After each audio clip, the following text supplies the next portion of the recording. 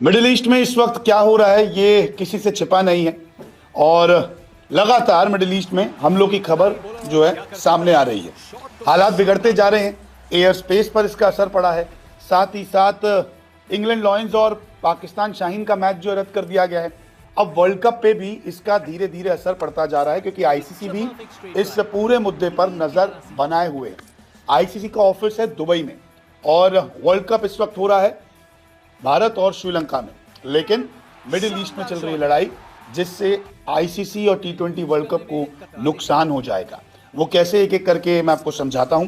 दरअसल अभी air space जो है बंद किया गया है और एयर स्पेस बंद होने से जो एयर ट्रैफिक है वो अस्त व्यस्त हो गया है। बहुत सारी फ्लाइट्स जो हैं वो रद्द कर दी गई है, कैंसिल हो गई है, प्रभावित हो गया है। दुबई में आईसीसी का ऑफिस है, दुबई का एयर स्पेस और एयरपोर्ट दोनों बंद है।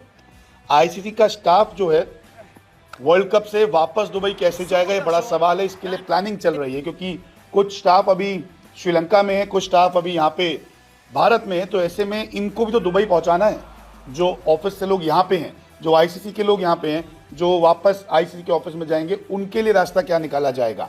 अगर लड़ाई अभी और चलती है, जो हालात हमें दिख रही है वो अगर और आगे तक बेहतर नहीं होते तब क्या होगा।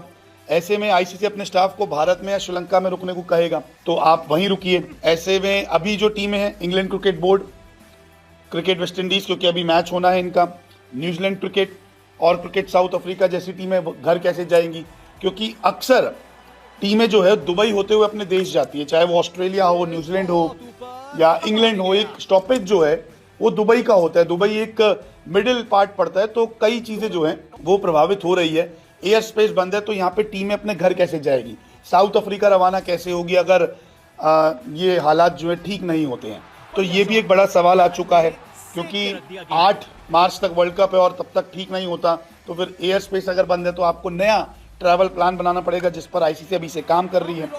इंग्लैंड की फ्लाइट अभी से प्रभावित हो चुकी है। दुनिया भर का एयर स्पेस जो है हमले से प्रभावित है। टीमों को तय कार्यक्रम से ज्यादा वक्त तक रुकना पड़ सकता है तो पैसा लगेगा। अब पैसा लगेगा तो इनका खर्च जो है वो आईसीसी उठाएगा। आईसीसी अब इमरजेंसी ट्रैवलिंग प्लान बना तो रहा है, लेकिन तय बजट को बिगाड़ सकती है ये मिडिल ईस्ट की लड़ाई।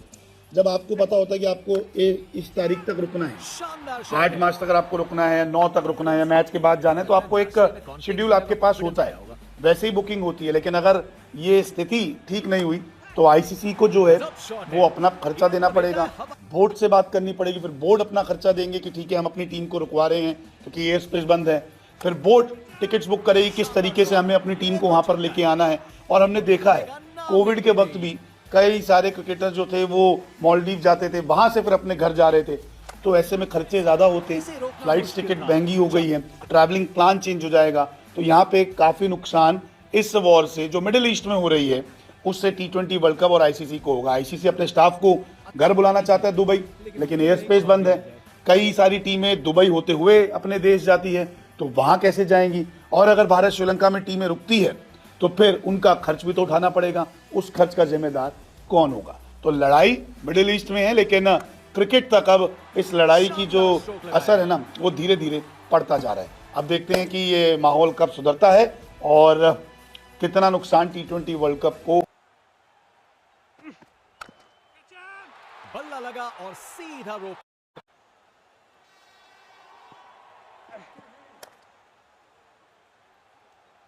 अच्छे से शॉट लगाया पर बाउंड्री तक नहीं पहुंच पाया।